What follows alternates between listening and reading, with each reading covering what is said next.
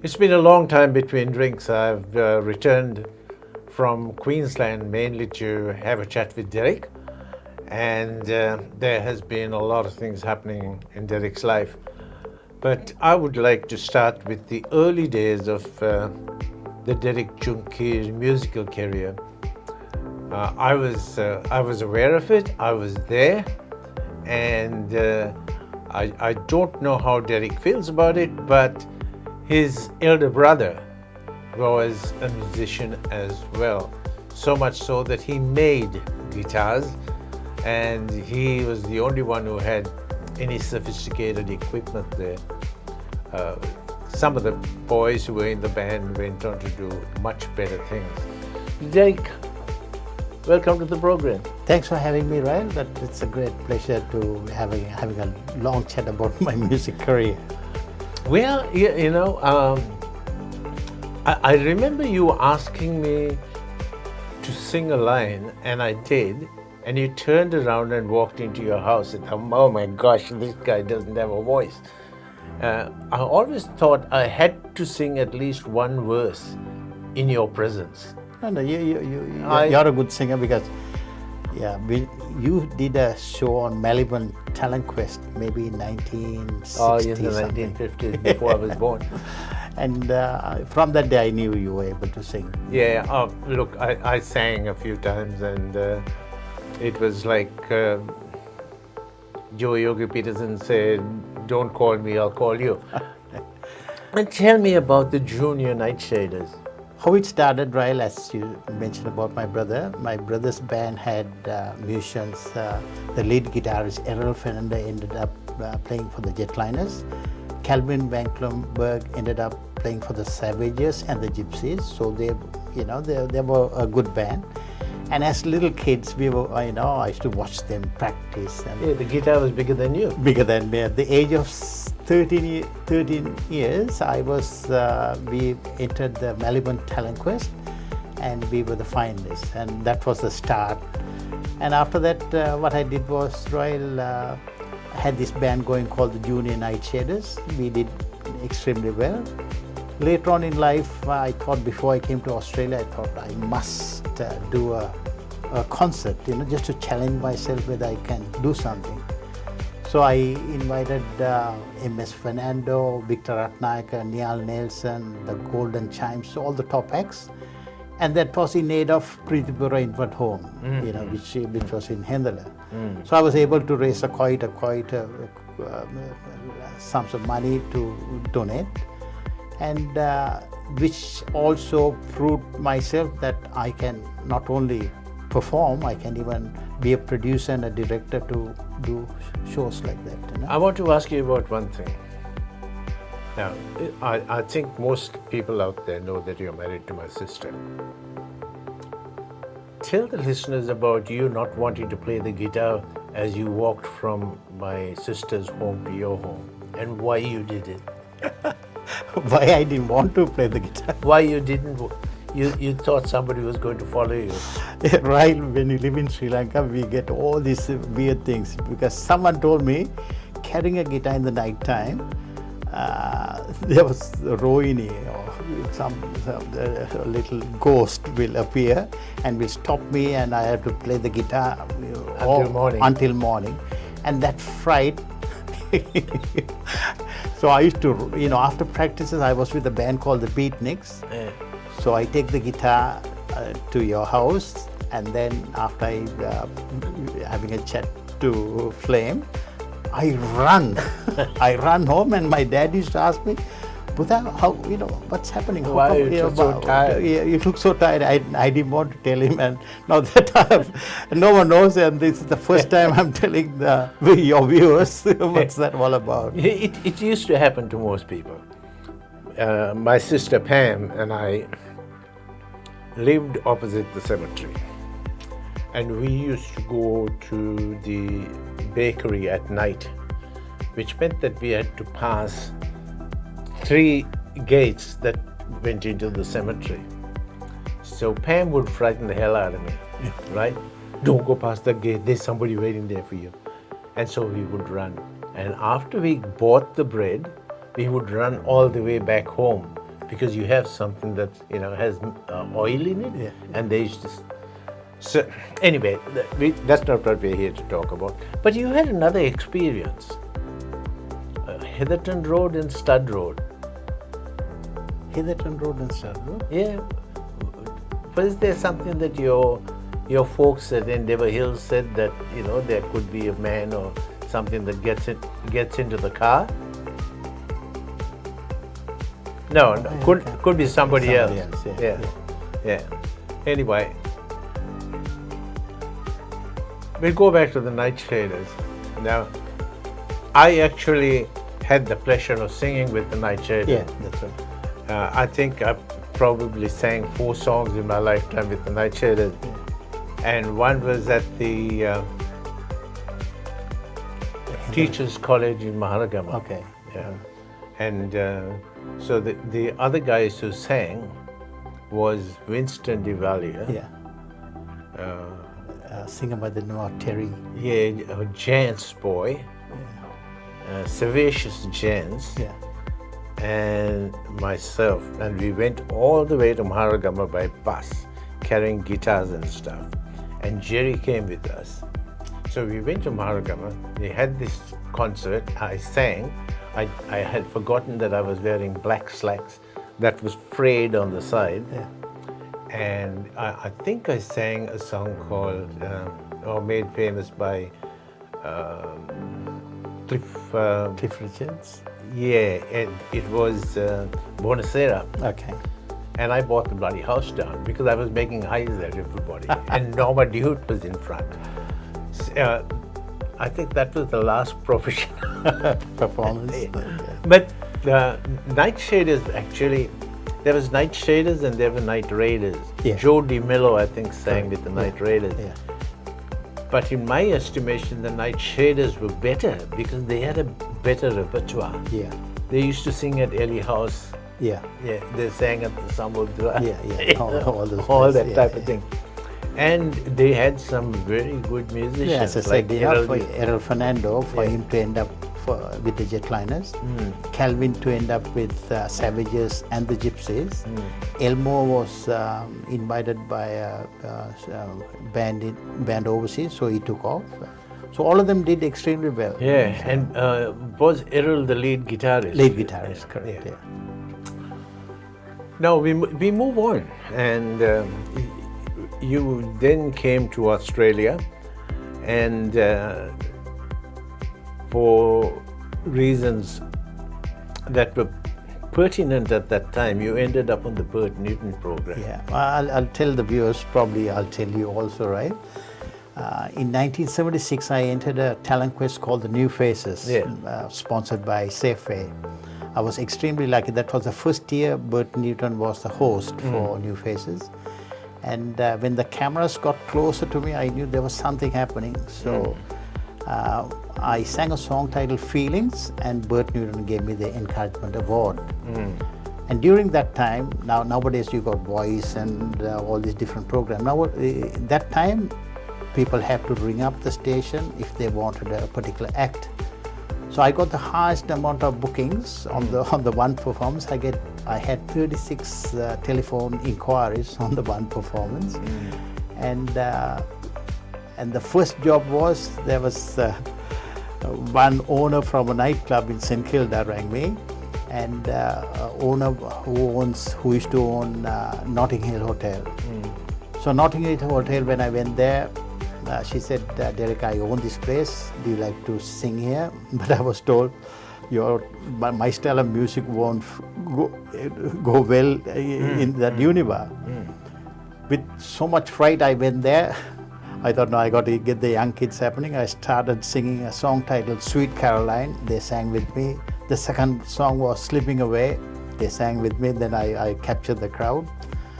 Then the owner came and said, Derek, I think your style of music also will go extremely well at the bistro. So I got a gig on Wednesday, Thursday and Friday at Notting Hill Hotel. And that's how I sort of started my career, having a full-time job as a technician. And later on, I was extremely lucky. I started off very small, singing at a market called Caribbean Gardens, where I was there for 18 years. And You sold a few records there. I sold plenty of records, and for me to have 2 gold records, it's quite a big quantity to have 2 gold records. But most of the sales were from Caribbean Gardens and all the major shopping centers I had done right around Australia. Now, by doing that, it gave me a lot of exposure. Then Bert Newton's show started.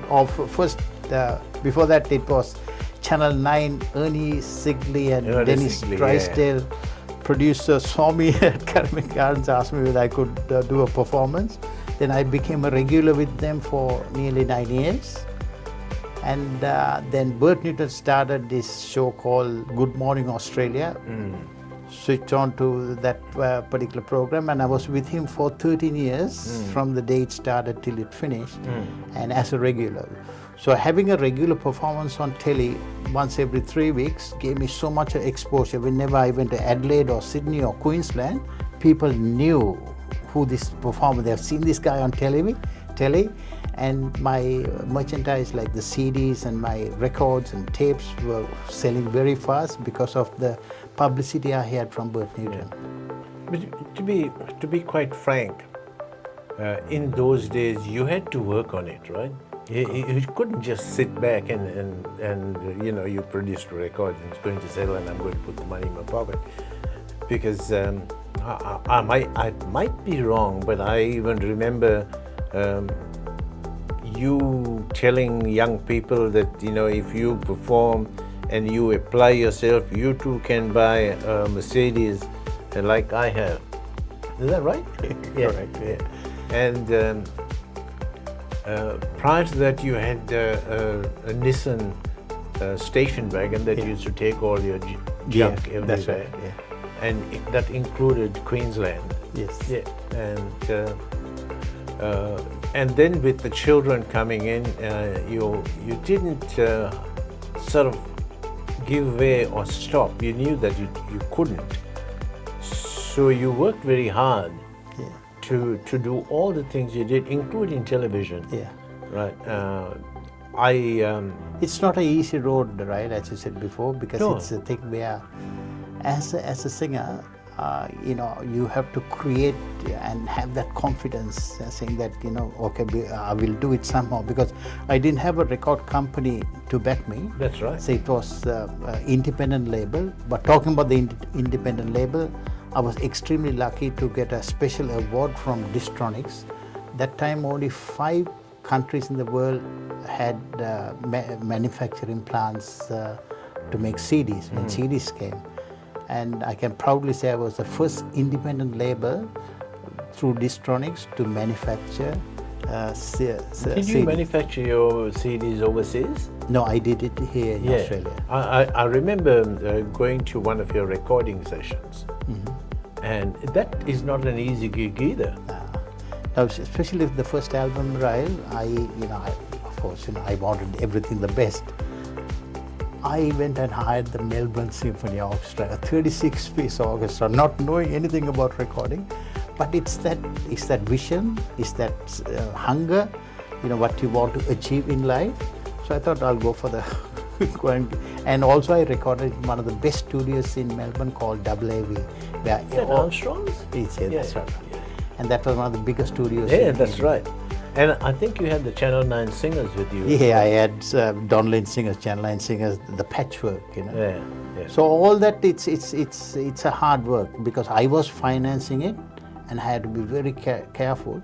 But now I work as a producer, because helping other singers, the way to do it, I learned the hard way. Even I didn't know about record covers. When the printer told me he has to get 4 plates for printing, I didn't know anything like that. I said there are 4 plates, so it's a matter of knowing that. So now the advice I give all my students, there's so much in it. Like it's not. And you have to learn every one of those. I learned the hard way, right? Yeah. Even the same with a book. You think, you're going to write a book and then somebody will take it. No way. And then you have to arrange for the cover, and that cover is not good. And there's so much to learn about it. And the more you learn, the more you enjoy it. Definitely. I mean, because to me, everything I did, it was hard, but I learned the hard way. That's one of the reasons I have opened this school of vocal training, because anyone who comes for that, who gets that, all the hardships I went, and I sort of dish out and tell them. And also Channel 7 did a documentary about my music career. So a lot of musicians rang me and asked me, Derek, I got a very good job as a supervisor in this company. Should I do what you're doing?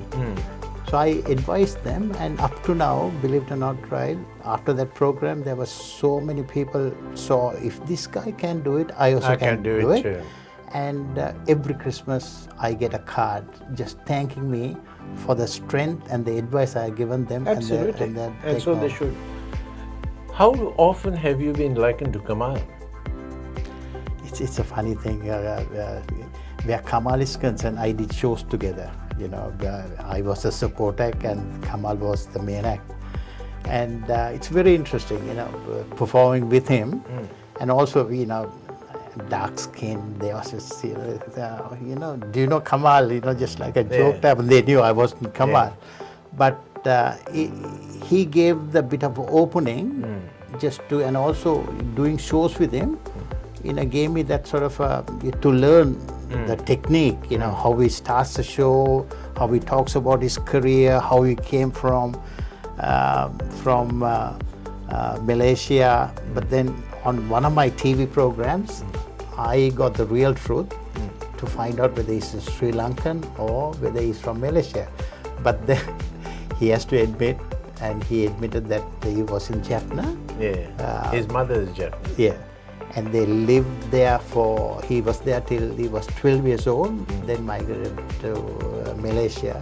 But for some reason, he never sort of told the viewers that he was from Sri Lanka. But when Sri Lanka had problems during tsunami, he was the first person, when I rang him and said, Kamal, can I invite you to do a couple of songs? He said, Derek, by all means, I'll be there, Kamal's got a big heart. Yeah. I disagreed with him when he said that he didn't like Bert Newton and Darryl Summers putting him down. But every time they put him down or said, why are people so unkind? It gave him a bit more publicity. Right. He's very smart, because he used that line as a thing for people to remember him. And he had that line. And the other one with elephants 2x2 or something. Right. But going back to Derek Junkie,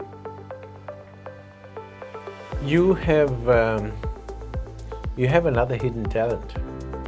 Which is? Which is cooking. Okay. You knew I was going to say that, right?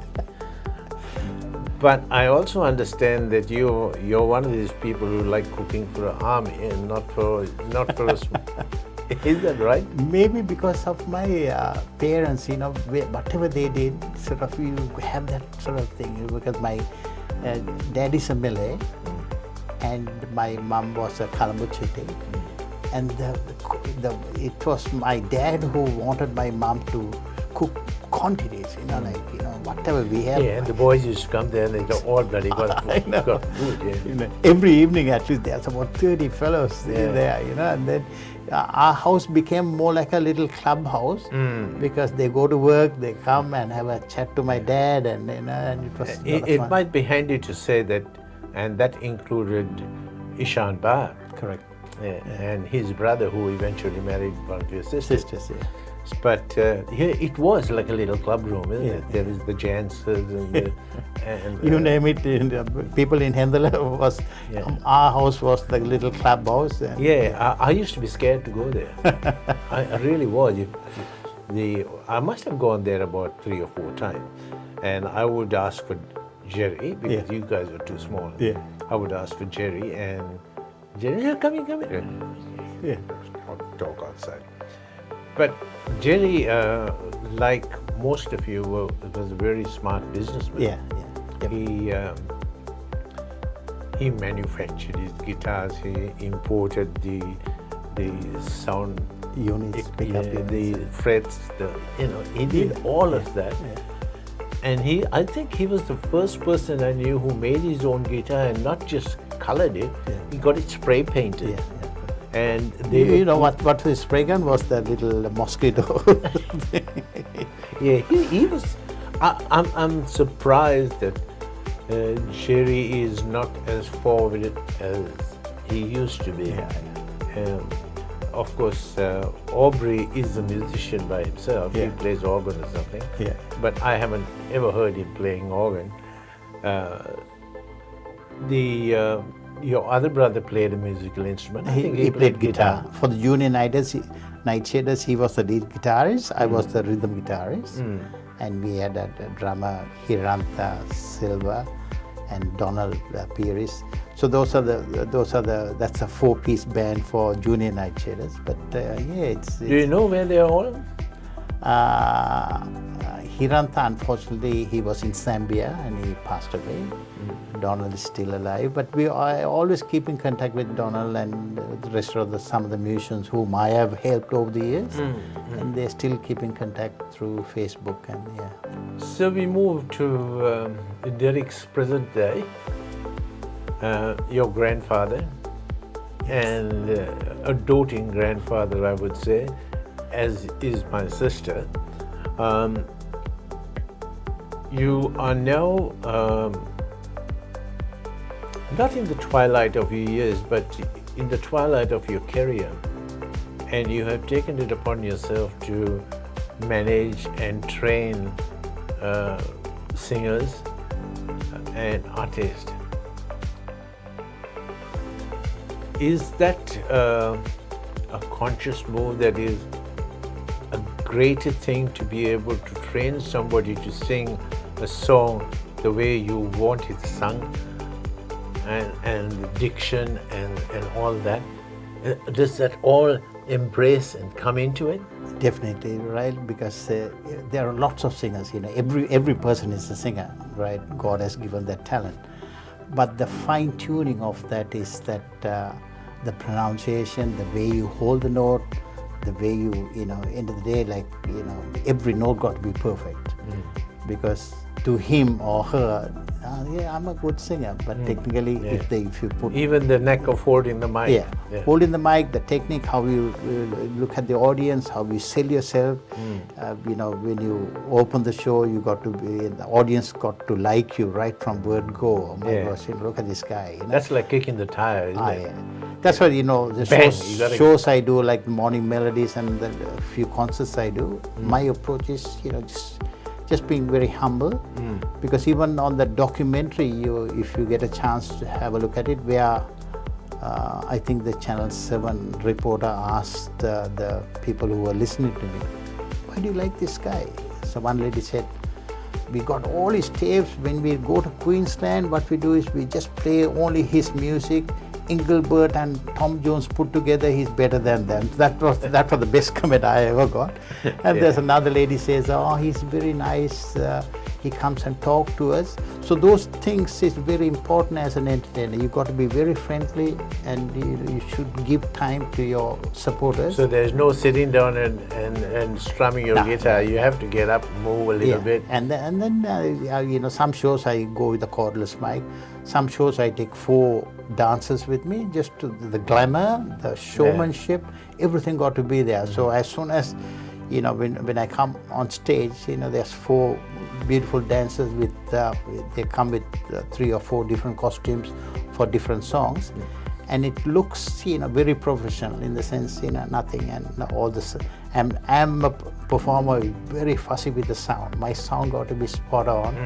When I come on stage, John Farnham is the same. It's one of those things, because you learn all those things with experience as you go along. And if you don't pass it on, it'll die with you. Definitely, so you have to. So that's another little buzz I get these days, Ryle. The students I have, I got some doctor friends and some musicians, some upcoming singers. And there are some singers whom I have trained. Now they go as professional entertainers, which when they come, my kids used to laugh, Dad, this guy can't even sing.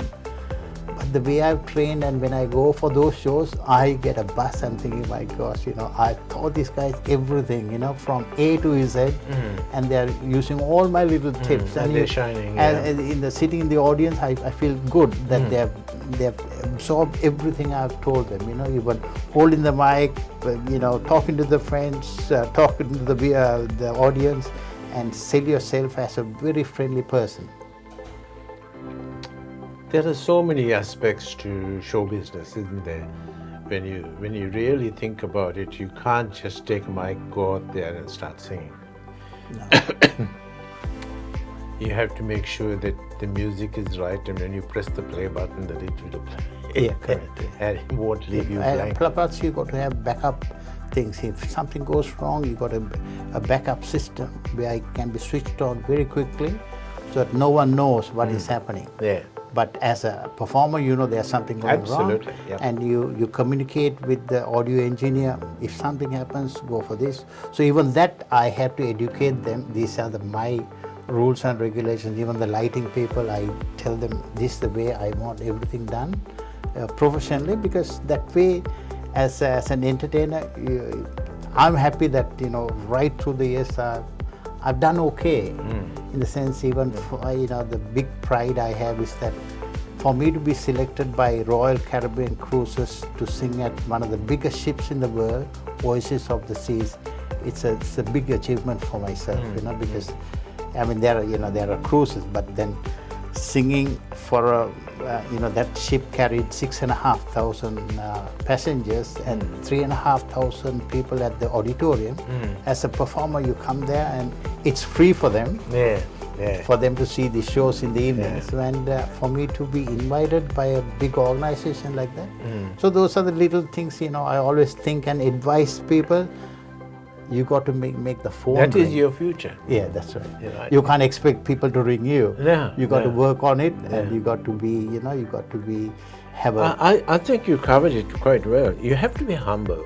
yeah, You can't show your pakam the moment you start singing, right?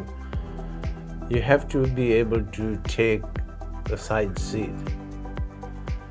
You have to be able to make sure that everything there, which is at your fingertips, are all done and all ready to go. Right? And last but by no means least, I take my hat off to you, because you have always been well clad. There's no torn jeans and stuff in your repertoire.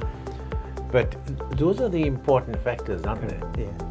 Because because that way people respect you. Because they know this guy, we've seen this guy at this age, even after 30 or 40 years, there are people still, who play my music. They always remember, they said, Derek, I bought this. Even my son the other day bought an album, my album, which I have signed in 1980. And said, Dad, I got one of the records you have signed in 1980 before I was born. And I want that signature and the way you have written that. And those little things give me a big buzz. Absolutely. For my son to buy my own record. I was invited to come and do this program again, and it's a big deal for me. Yeah. There was a guy who used to do the program here, and we used to sit down on a seat like that doesn't have a back, and I always sat straight, right? And now he does the program. One day he saw me in Dandenong and he came up to me and said, "You're Ryle, aren't you?" I said, "Yeah."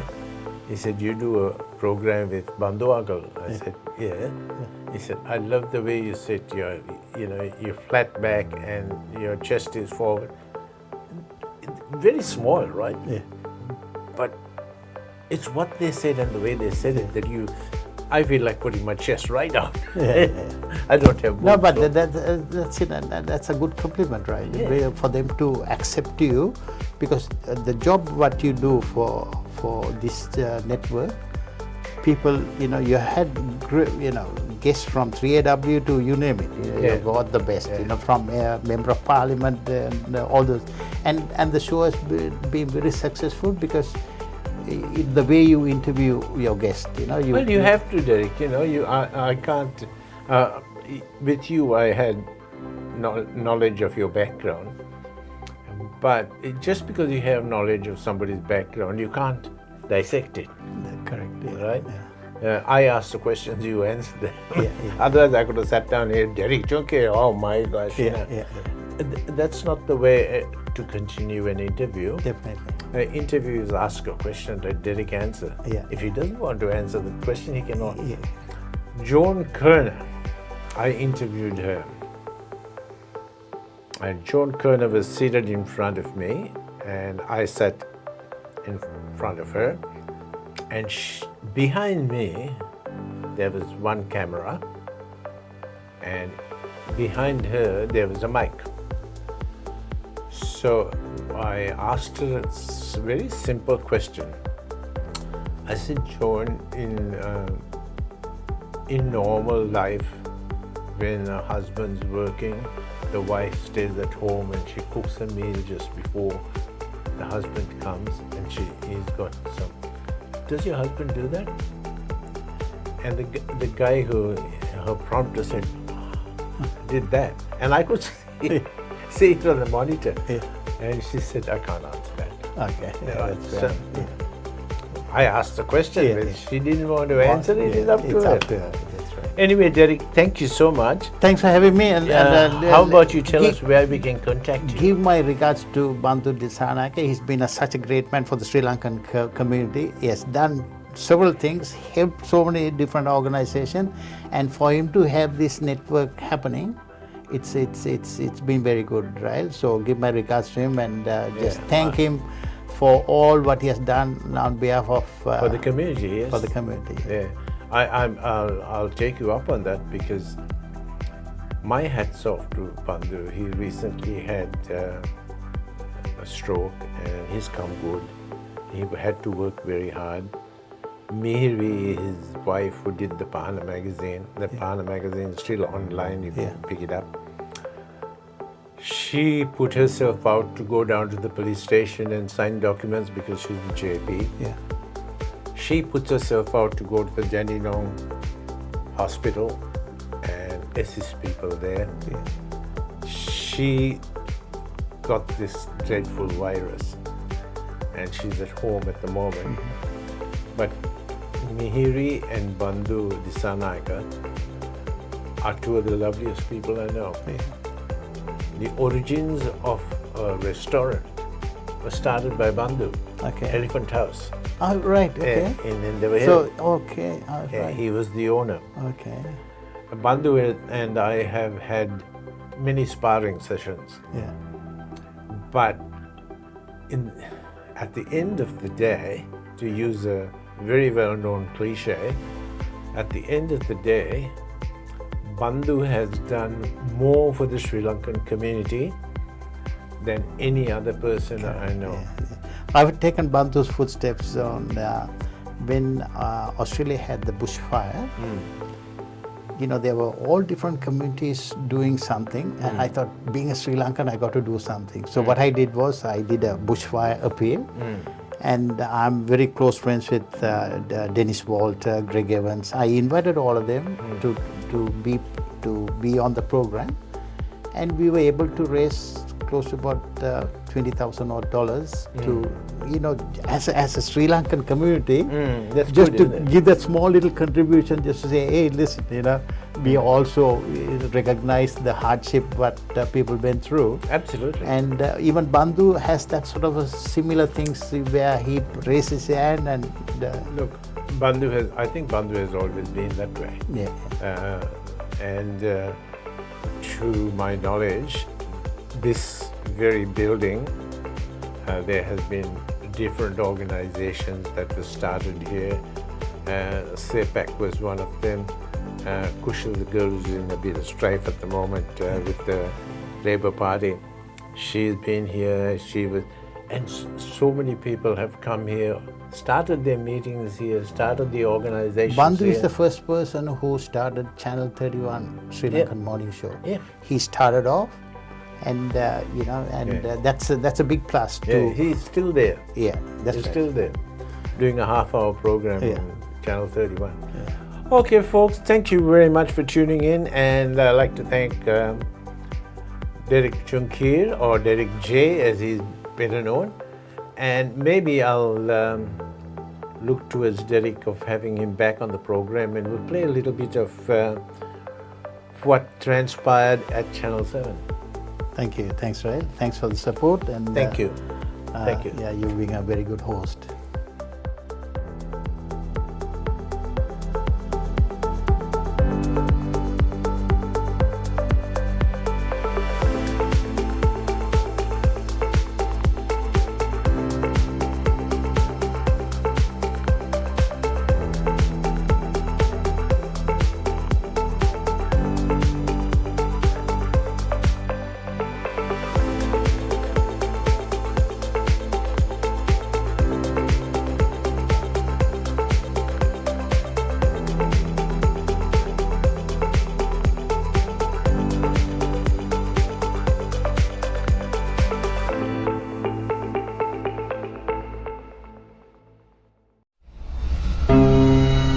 Vishvavahini.